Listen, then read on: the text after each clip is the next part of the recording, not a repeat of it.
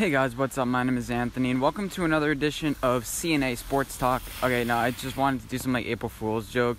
I'm probably gonna clickbait the title or something. April Fool's Day should almost be like clickbait day, even though most people, what they do is when they do April Fool's jokes is they actually don't do clickbait because it actually is what the title says. It's just not genuine. I feel like YouTube should have a National Clickbait Day or something like that. But let's just get into the video. This is gonna be a serious video today. I couldn't really think of anything to do for April Fool's Day, so I'm going to tell you why the Jaguars are going to win the Super Bowl this year. So this is a series I've been doing. We're going to go with the draft board and basically recap the team season from last year, see how good they can do this year, see what their draft goals are, and different things like that. So now we're up to the Jaguars. I skipped the Giants because I've been talking about the Giants a lot, so yeah, yeah, we're not going to do that. So the Jaguars, they went 5-11 last season. They beat my Giants in week 1, but they start off the season really strong. Many people, like Tony Romo, had them and the Packers in the Super Bowl, but that didn't end up happening because of their run game and their offensive line. That's what I think what happened. I tend to think that Blake Bortles isn't a horrible quarterback. Like, he was one game away from winning, making it to the Super Bowl, and it wasn't really his fault that they lost that game. It was just like Tom Brady. He had Tom Brady eyes. I mean, there's so many great quarterbacks that couldn't beat Tom Brady, and like Ben Roethlisberger, like Philip Rivers, those types of quarterbacks. I don't even blame Blake Bortles that much, but I think it was the right decision to get rid of him. You signed him to like a $20 million per year deal, but my opinion has been, if you make a dumb decision and you realize it was dumb, don't double down on the dumb decision. Like, just get rid of the problem, see what you do best. Don't stand with the courage of your conviction because, you want past you want past you to seem right. No, this is current you. People change, and that's fine. So their draft needs right now, they have their quarterback in Nick Foles. I think they're just outside the Super Bowl bubble. There are like 10, 12 teams in the NBA that I think could win the Super Bowl this year, and the Jaguars are barely outside it. It depends. They're in a pretty tough division with the Titans, the Colts, and the Texans. So it's going to be hard to fight for a wild card spot, especially with the Chargers. But if they can make it to the playoffs, anything is possible. Last year I said that they wouldn't make the playoffs. It was one of my bold predictions. I said the Colts would make the playoffs and the Jaguars wouldn't make the playoffs. And that was one of my bold predictions because the Colts, they were third overall pick last year, and the Jaguars, they're about to make it to the Super Bowl.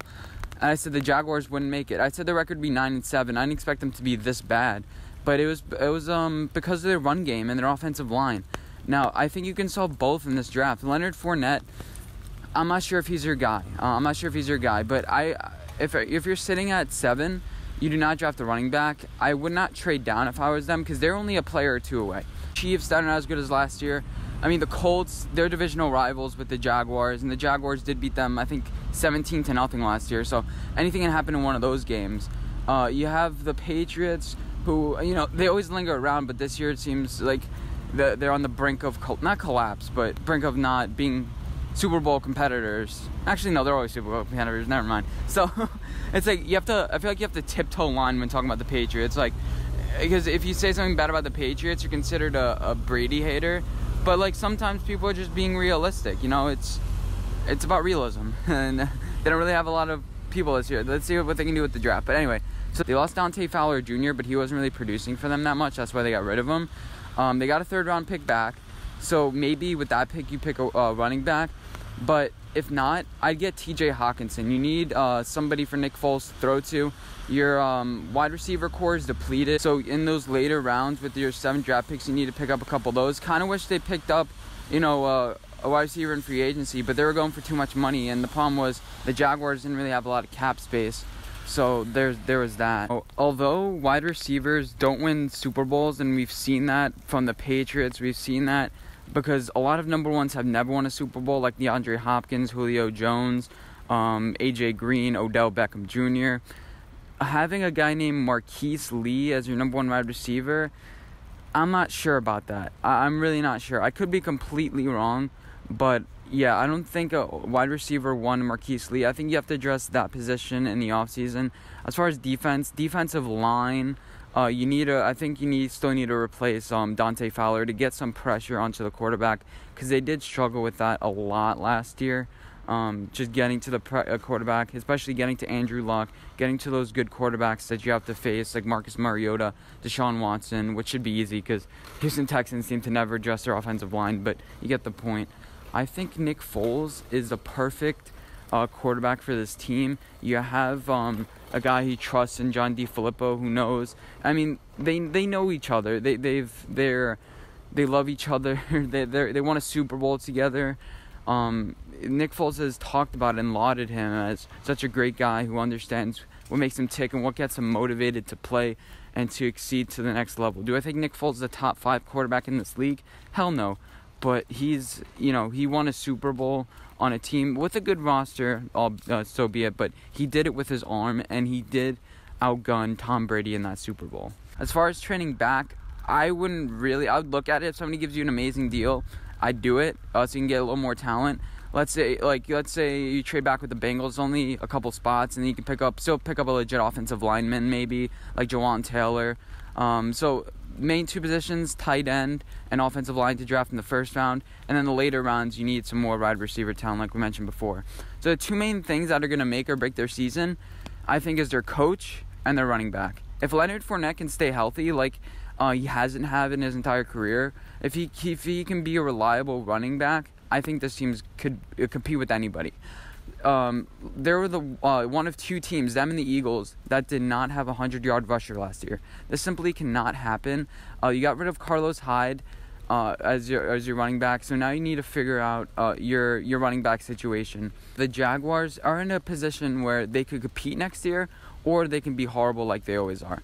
I think that it's about 50-50 for me. So their max next year is going to be around 12 wins, and their low is going to be 4 wins. This team is probably the most volatile team. They can sink or swim this year. It can be really great or really bad. Looking at their schedule, their strength of schedule from compared to last year is 531. So the teams that they're playing against this year at an average of a 531 last year, they play against the NFC South and the AFC West, which are, I think the NFC South is going to be pretty weak this year, so you can compete with teams like Carolina, Tampa Bay, Falcons. And then with the AFC West, I mean, there are 2 teams in the Raiders and Broncos I think they can take on, especially maybe even the Chargers or something. You never know with those games. And they also play the Jets this year, which, you can also steal out. So I think, you never know. Once you get on a roll, you get on a roll, and you can beat anybody. So this team... this is my team to watch out for this year, because a lot of teams are counting them out. They're like, oh, it's just 1 year's anomaly. Nick Foles, he did it 1 year. But if everyone can stay healthy, that's a big if. That is a big if. I think they could be successful. As far as their off season, I really didn't like their off season. The only big signing was Nick Foles.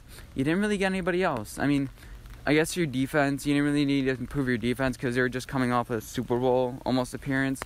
And last year they didn't really play well. They were like the 20th ranked defense, and that was because, they didn't believe in Blake Bortles, and the offense couldn't do anything, so why try if, the offense is not going to score at all. But, I wish they would have added a playmaker or 2 to their defense. And that would have really helped their Super Bowl odds, especially in this division. That it feels like, not that it's up for grabs, but there are there's a bunch of talent, and they needed to, just make a move or something, but they didn't. So that's what I think they're going to go do next season. Anyway, hope you guys enjoyed this video. If you did, make sure to give a like rating, and I'll see you in my next one. Bye, guys.